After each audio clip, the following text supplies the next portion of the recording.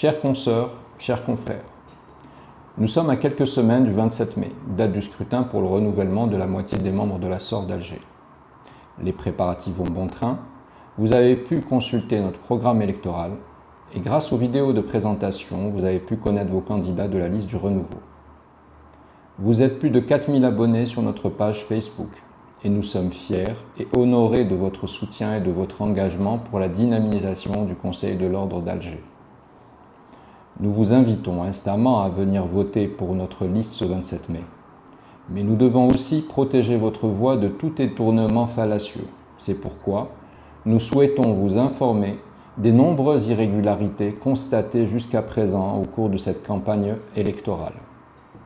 Tout d'abord, nous nous sommes vus refuser les accusés-réceptions de nos documents de candidature comme cela est de coutume dans ce type de scrutin.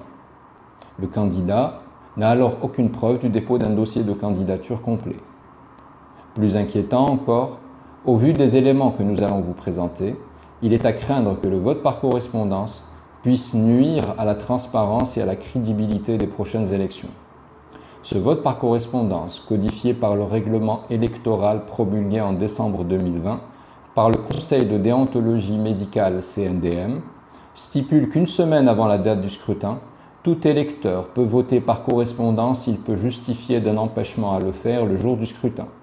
Il se présente alors à sa section ordinale régionale, retire un bulletin de vote et remplit un registre qui répertorie les votants par correspondance, en y inscrivant son nom, prénom et adresse professionnelle. Il remplit alors le bulletin de vote, le met dans une enveloppe vierge et met le tout dans une seconde enveloppe qu'il referme, la signe et y appose son cachet humide. Cette enveloppe sera déposée au siège de la SOR par le votant lui-même ou envoyée par voie postale avant la veille de la date du scrutin. Le 1er avril, une note portant en tête du Conseil national de déontologie médicale CNDM a été envoyée à toutes les SOR. Elle apporte une modification importante à l'article 12 du règlement électoral autorisant l'utilisation du cachet humide de la SOR pour authentifier le vote par correspondance d'une prétendue catégorie de médecins qui exercerait sans cachet humide. Cette note, adressée à l'ensemble des 12 SOR par le mail personnel du signataire, pose problème à plusieurs niveaux. Avant tout, elle ne comporte ni numéro d'ordre pour la référencer, ni cachet de la haute autorité organisatrice des élections qui est le CNDM pour l'authentifier. Elle est signée par le Dr Bekat Berkani en tant que président de la commission d'organisation des élections et des recours CNOER.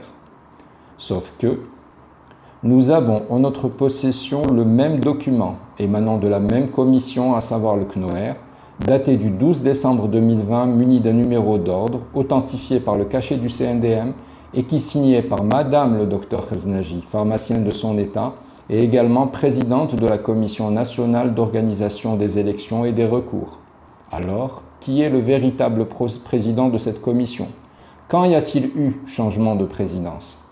Tout changement intervenant dans la présidence de cette commission n'est autorisé qu'en cas de force majeure et doit être rendu public. Il implique un PV de réunion et d'installation du nouveau président. Le président du CNOER, quel qu'il soit, n'a pas autorité pour modifier un article du règlement électoral.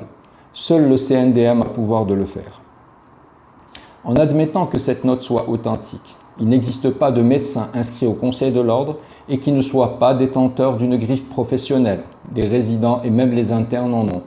Alors dans quel but vouloir faire voter des prétendus médecins sans griffe? Nous avons adressé un recours écrit à la présidence de la Commission nationale d'organisation des élections avec copie au président du CNDM. Ces ambiguïtés auraient pu être évitées si le CNDM avait rendu public la composition de la Commission nationale d'organisation des élections et des recours. Le Dr Bekat Berkani a depuis fait un démenti par courrier interne adressé au SOR en date du 12 avril, dans lequel il qualifie cette grave anomalie d'erreur administrative due à son secrétariat. Ce même secrétariat a accès à la boîte mail personnelle du Dr Bekat, et ce même secrétariat traitera vos votes par correspondance. Ceci ne nous rassure pas du tout. Il aura fallu 10 jours de bataille, 2 recours écrits pour que cette erreur administrative soit identifiée et reconnue par son rédacteur. N'était la vigilance de certains, les SOR auraient continué à considérer le Dr Bekat Berkani comme président du CNOER et auraient appliqué sa note à la lettre. Heureusement pour nous, le Dr Khaznaji est bel et bien président de la CNOER et la note modifiant l'article 12 est annulée. Le vote par correspondance sur laquelle insiste cette note est un système dangereux et archaïque, car vous n'êtes sûr ni de l'émetteur du vote, ni de son récepteur. Il ne permet pas une confiance absolue dans les résultats du vote. En consultant les listes électorales disponibles après chaque élection et en repérant les inscrits qui n'ont pas voté, il suffit de noter le nom des personnes qui paraissent ne jamais voter et faire une demande de vote par correspondance à leur nom. Alors, qui contrôle ces listes électorales? Qui empêchera les candidats malveillants ou leur soutien de faire voter les morts? L'urne contenant les votes par correspondance est conservée au niveau du secrétariat de la SOR, sous la responsabilité des mêmes secrétaires qui ont créé la bourde administrative. Qui est garant de l'inviolabilité de l'urne quand la neutralité de ce personnel administratif est mise en doute?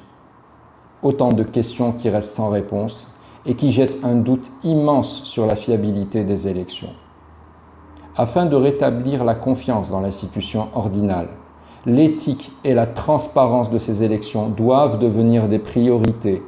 Nous avons proposé au président de la commission régionale d'organisation des élections de la SOR d'Alger de nous autoriser à assister en tant qu'observateur au retrait des bulletins de vote par correspondance avec contrôle de l'identité du votant, à l'arrivée des votes et à leur mise sous scellé durant toute la semaine qui précède la date du vote. Un huissier contrôlera le registre paraphé par ses votants la veille du scrutin. Grâce à cette initiative, nous serons tous grandis. Elle apaisera quelque peu les candidats et apportera transparence et crédibilité aux organisateurs de ces élections. Le président de la commission régionale de la SOR d'Alger a accepté la démarche et nous l'en remercions. Pour éviter tout discrédit, les opérations de vote se doivent d'être simples, visibles de tous et à tout moment. Compliquer les procédures entraîne la confusion, la fatigue, l'énervement et l'erreur qui peut être qualifiée de fraude par l'observateur le mieux intentionné. Au final, nous vous souhaitons un excellent Ramadan. Qu'Allah agrée notre jeûne, renforce notre foi, que nos souhaits se réalisent. Une pensée particulière à tous nos patients, Allah yashafihum, et à nos confrères en exercice lors de cette épidémie, Allah ya'aounhum. Je vous remercie.